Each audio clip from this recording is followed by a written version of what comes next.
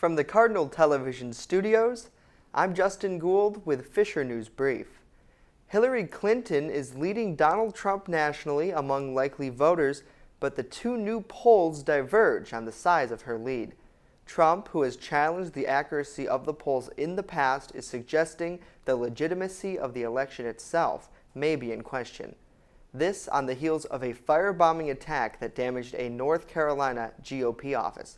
Reed Binion reports. It is meant to scare and intimidate people from volunteering.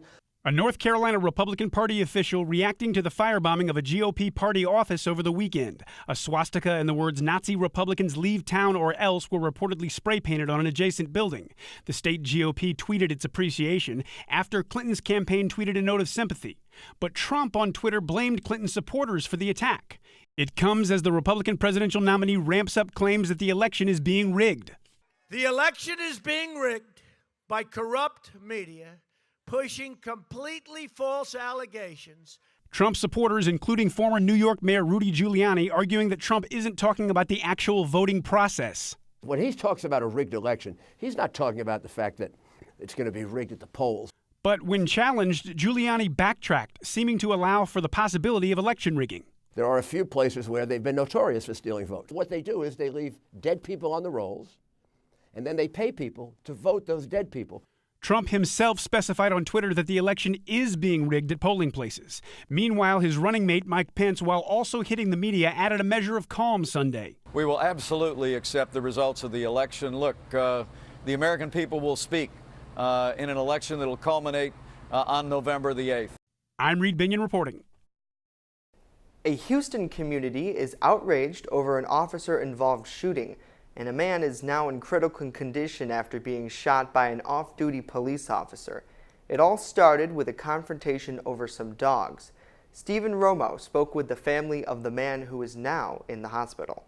Those that know him will tell you thank you, Lord. A demonstration full of prayer and calls for justice. This is not a white thing. This is not a black thing. This is a right thing. Princess Coleman is Casey Brown's mother. She says he remains in critical condition after being shot right outside his home last week. I've been a resident of this neighborhood for 11 years, and this is for the first time I've ever experienced anything like this. According to police, the officer, Jay Loosemore, was walking his dog when another dog attacked his. Loosemore approached the dog's owner, Casey Brown, according to witnesses, to talk about what happened. Police say Brown started punching Loosemore while he was on the phone with dispatchers, Loosemore shooting him multiple times. We don't know the outcome. Brown's family disputes that, saying the officer didn't identify himself properly and shouldn't have brought his gun to handle a neighborhood dispute. This is a no-go. We won't take this. So, Father, we thank you for saving Casey, God. This young man was on his own property. He didn't break any laws. Police say the officer only had minor injuries. And sometimes the community gathers, calling for peace and waiting for justice. Don't do anything crazy in this neighborhood. Because all they want to do is put the focus on that and take the focus off the victim, which is Casey. Police say Loosemore was punched multiple times in the head and chest. He said it felt like he was losing consciousness and was afraid the man would be able to take his gun. And the so-called king tides left roadways and residential streets drenched across South Florida. Streets became rivers in Miami Beach as the highest tide of the year came in, and that's on top of areas already soaked from Hurricane Matthew's rains. And in Fort Lauderdale, one downtown boulevard was overtaken by the tide, while parts of another road were completely underwater. The tidal flooding happens each year in South Florida.